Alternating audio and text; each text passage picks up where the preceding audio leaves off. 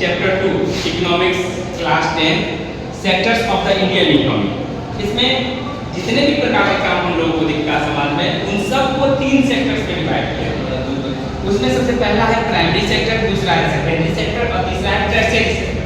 Primary sector में naturally रूप से जो चीजें होती है घटित हमारे सामने, वो सारी चीजें प्राइमरी सेक्टर में आती है, जैसे डेयरी है, फिशिंग है, फार्मिंग है, पोल्ट्री है, ये सब सारी चीजें प्राइमरी सेक्टर में आती है।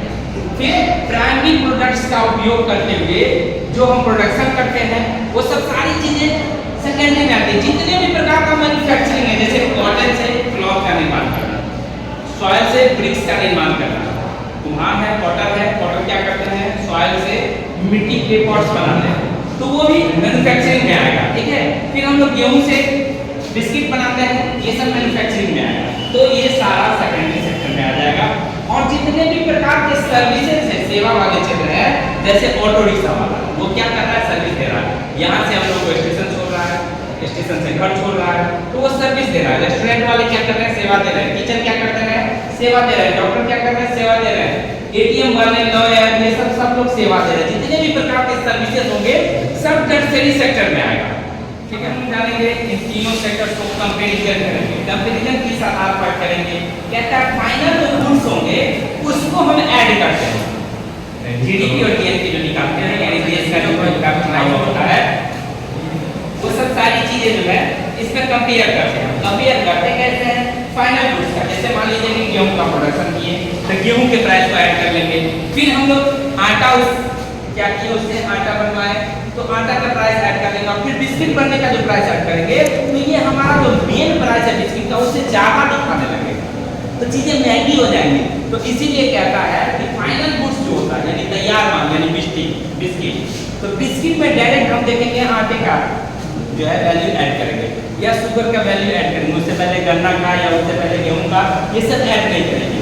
ठीक है, इस प्रकार से हम देखते हैं जीडीपी और जीएनपी होता क्या है। जीडीपी कहता है देश के अंदर पूरे साल भर में देश के लोगों के द्वारा जितने भी इनकम हुए, उन सबको जीडीपी कहा जाता है। नाम ही है सकल घरेलू उत्पाद, रॉ डोमेस्टिक प्रोडक्ट, डोमेस्टिकली यानी देश के आंतरिक हिस्सों में कमाया गया धन को जीडीपी कहते हैं। और जीएनपी में GDP plus income from abroad, बहुत सारे लोग हैं जो बिजनेस करते हैं यहाँ के विदेशों में या फिर जॉब करते हैं विदेशों में, वो सब सारा इनकम ऐड हो जाएगा जीएनपी।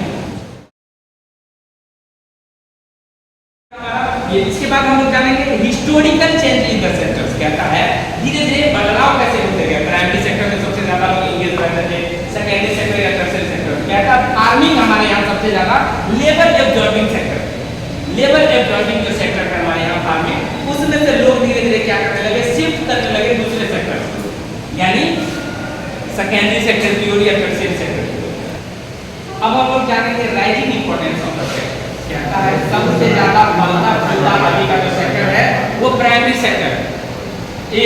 प्राइमरी है सबसे ज्यादा फलता फूलता sector. Tertiary sector, tertiary sector सबसे ज्यादा अभी फल फूल रहा है, यानी जीडीपी में सबसे ज्यादा योगदान टर्शियरी सेक्टर का है। लेकिन इसी के विपरीत सबसे ज्यादा जॉब प्रोवाइडिंग सेक्टर भी इसी को होना चाहिए, लेकिन हमारे यहाँ सबसे ज्यादा जॉब प्रोवाइडिंग सेक्टर अभी भी प्राइमरी बनी हुई है। नो डाउट कि तुलनात्मक रूप से पहले से ज्यादा प्राइमरी और सेकेंडरी और टर्शियरी तीनों में जो जॉब का रेशियो जो है वो बड़ा है, यानी प्राइमरी से निकल के लोग सेकेंडरी और टर्शियरी में जॉब ले रहे हैं। लेकिन जिस रेशियो में योगदान दे रही है टर्शियरी, प्रोडक्शन जितना कर रही है, उस रेशियो में लोगों को जॉब नहीं दे रही है।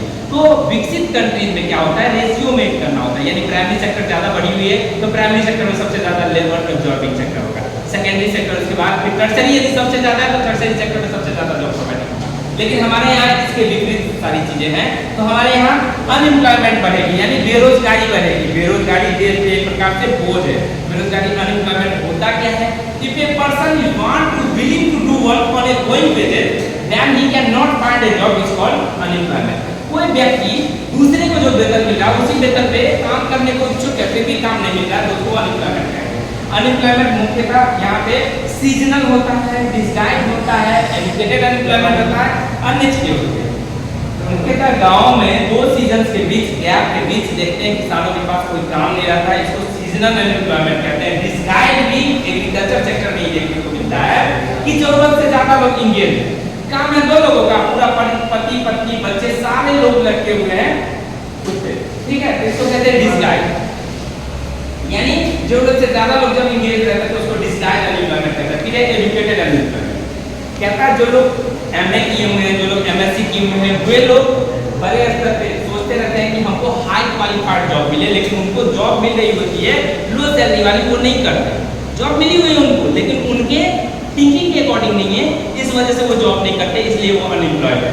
अनएम्प्लॉयमेंट की वजह से हमारे जो रिसोर्स है वो खराब हो रहे हैं, वो बर्बाद हो रहे हैं, हमारे जो देश की जीडीपी है वो खराब होती जा रही है। तो ये लोग एंगेज कहाँ किया जाए, तो सबसे ज्यादा जो लेबर अब्जॉर्बिंग सेक्टर है अभी भी प्राइमरी ही बनी हुई है, और टर्सरी सबसे ज्यादा प्रोडक्शन करने वाला। तो हम लोगों को इनको रेशियो में लेके चलना होगा। सरकार को इस ओर ध्यान देने की जरूरत है ताकि लोग बेरोजगार नहीं बैठे, रेशियो में सब लोगों को काम मिले। जितने लोग काम मिलेंगे उतना ज्यादा इनकी परचेजिंग पावर बढ़ेगी, जितना परचेजिंग पावर बढ़ेगा उतना ज्यादा हमारे देश का टैक्स जाएगा, जीडीपी बढ़ेगा, देश का विकास होगा। तो इसीलिए लोगों को अनएम्प्लॉयमेंट करने से क्या होता है, आर्थिक बर्बादी करेंगे, कैसे ज्यादा से ज्यादा रोजगार क्रिएट किया जा सके ताकि जो अनएम्प्लॉयमेंट रह जा रही है उसमें हम लोगों को क्या कर सके, एम्प्लॉयड कर सके।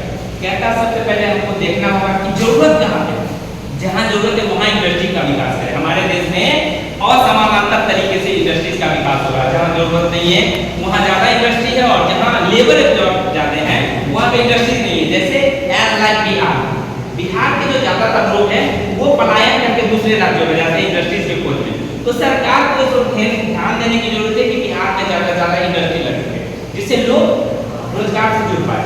इंडस्ट्रीज देखती क्या क्या चीजें देखती है, रॉ मटेरियल देखती है, रोडवेज देखती है, मार्केट, ये सब सारी चीजों की अवेलेबिलिटी होने पे इंडस्ट्रीज लगाया जाए। तो इंडस्ट्रीज लगाई जाएगी। हमारे यहाँ नीति आयोग जो सरकार ने ये योजना बनाती है, जिसका नाम आगे तक योजना आयोग कर दिया गया, ये कहती है लगभग 20 लाख जॉब अकेले जो एजुकेशन सेक्टर में किया जा सकता है, और नर्सिंग सेक्टर, मेडिकल सेक्टर में और ज्यादा भी ध्यान दिया जाए तो उसमें भी जॉब क्रिएट हो सकता है। टूरिज्म एक ऐसा सेक्टर है जिसको बढ़ावा दिया जाए तो उसमें रोजगार क्रिएट हो सकता है। सरकार को ध्यान देने की जरूरत है जिससे ज्यादा से ज्यादा रोजगार क्रिएट किया जा सके। अलग अलग सेक्टर है जिसमें रोजगार किया जा सकता है। अभी भी हमारे देश में जरूरत है बहुत सारे सेक्टर्स में लोगों को अच्छे से ध्यान देने की। सरकार की मंशा सही होनी चाहिए, अवेयरनेस होना चाहिए, एजुकेशन स्किल ट्रेनिंग प्रोग्राम चलने चाहिए, और अलग अलग सेक्टर्स को बढ़ावा देना चाहिए जिससे कि रोजगार ज्यादा से ज्यादा क्रिएट हो सके। हमारे यहाँ रोजगार देने के लिए सरकारी योजनाएं भी चल रही है, जैसे कि मनरेगा। मनरेगा है क्या, अब कब आया, Mahatma Gandhi National Rural Employment Guarantee Act 2005 में आया। ये कहता है कोई व्यक्ति यदि काम करने को इच्छुक है, काम नहीं हो पा रहा है ग्रामीण क्षेत्रों में, तो उसको 1 साल के अंदर 100 दिनों का रोजगार जो है वो दिया जाए। 100 दिनों का रोजगार दिया जाएगा, और रोजगार दिया किस सेक्टर में दिया जाएगा, सस्टेनेबल डेवलपमेंट करने के लिए, जैसे एग्रीकल्चर को बढ़ावा देने के लिए, कैनल की खुदाई करना, उगाना, सड़कों के किनारे पेड़ों को लगाना, ये सब सारे सेक्टर में किया जाएगा, ठीक है, ताकि एग्रीकल्चर को बढ़ावा दिया जा सके और एग्रीकल्चर में ज्यादा से ज्यादा लोग इंगेज हो सके। कहता है सरकार यदि फेल हो जाती है और रोजगार नहीं दे पाती है तो 100 दिनों का बेरोजगारी भत्ता देगी। महिलाओं के लिए 1/3 जो इसमें रिजर्वेशन होना चाहिए। ये सब सारी चीजें, इसको Mahatma Gandhi National Rural Employment Guarantee Act कहते हैं। इससे 600 से अधिक डिस्ट्रिक्ट में अभी ये प्रोग्राम चल रहा है। अलग अलग राज्यों में अलग अलग प्रकार का इसके तहत पैसा दी जाती है। महंगाई के लिए चलेंगे ऑर्गेनाइज्ड एंड अनऑर्गेनाइज्ड सेक्टर के बारे में। ऑर्गेनाइज्ड सेक्टर क्या होती है, कहता सरकार के द्वारा बनाए गए रूल रेगुलेशन जितने भी है उसको फॉलो यदि करे कोई संस्था तो उसको कहते हैं ऑर्गेनाइज्ड सेक्टर। जैसे इसमें मिनिमम वेजेस एक्ट है, ठीक है, पेमेंट ग्रेच्युटी एक्ट है, फैक्ट्री एक्ट है, ये सब सारी चीजें हो, रजिस्टर्ड बाय गवर्नमेंट हो, और इसके साथ साथ एम्प्लॉयमेंट इसमें रेगुलर हो, यानी एम्प्लॉयमेंट कभी हटे नहीं। इसके साथ साथ हॉलीडेज रहे, अन्य चीजें सुविधाएं, इसको ऑर्गेनाइज्ड सेक्टर कहते हैं। यानी बीमारियों में या अन्य चीजों के लिए सुविधाएं हो तो उसको ऑर्गेनाइज्ड सेक्टर कहते हैं। अनऑर्गेनाइज्ड सेक्टर में वर्क इरेगुलर रहता है, कभी काम है कभी नहीं है। इसमें गवर्नमेंट के द्वारा रजिस्टर्ड संस्थाएं नहीं होती है, और अन्य जो गवर्नमेंट के द्वारा बनाए गए कानून है उसको ये फॉलो नहीं करता। इसमें किसी प्रकार की हॉलीडे छुट्टी नहीं होती है, पेड लीव नहीं होता है। इसमें पेड लीव होता है, इसमें पेड लीव नहीं। इसमें छुट्टी लेने में पैसे मिलती रहती है, इसमें छुट्टी लिए तो पैसे गया। ये अनऑर्गेनाइज्ड सेक्टर। इसमें ज्यादातर गरीब लोग फंसे हुए होते हैं, अनएजुकेटेड लोग फंसे होते हैं।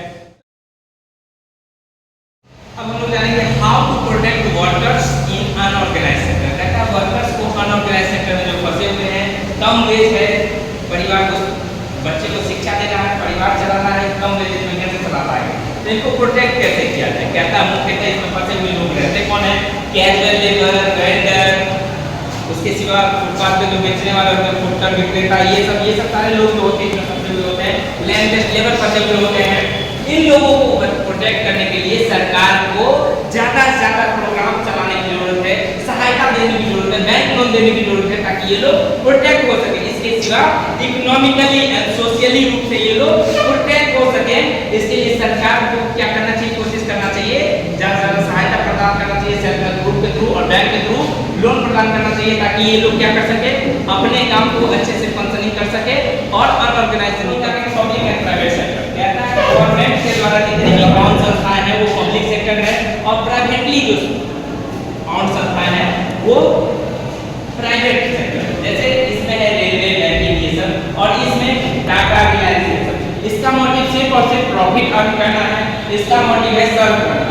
बहुत सारी ऐसी चीजें हैं जो बहुत महंगी होती है सर्विसेज, जैसे कि रोडवेज, रेलवे, ये सब का निर्माण को प्राइवेट हैंड में यदि करे तो बहुत ज्यादा महंगी हो जाएगी, लोग चल नहीं सकेंगे या सेवाएं नहीं ले सकेंगे। इसलिए सरकार को चाहिए इन सब दायित्वों का निर्वहन करते हुए ज्यादा से ज्यादा चीजें पब्लिक सेक्टर के द्वारा लोगों को प्रोवाइड किया जाए, ताकि चीप रेट पे ये चीजें प्रोवाइड हो पाएंगी और लोग भी ले पाएंगे। ये है पब्लिक और प्राइवेट सेक्टर। प्राइवेट सेक्टर का सिर्फ और सिर्फ प्रॉफिट अर्न करना उद्देश्य होता है, जबकि पब्लिक सेक्टर सिर्फ और सिर्फ सेवा के लिए होती है, गवर्नमेंट के द्वारा कौन संस्थाएं होती है। पब्लिक सेक्टर से लोगों का विकास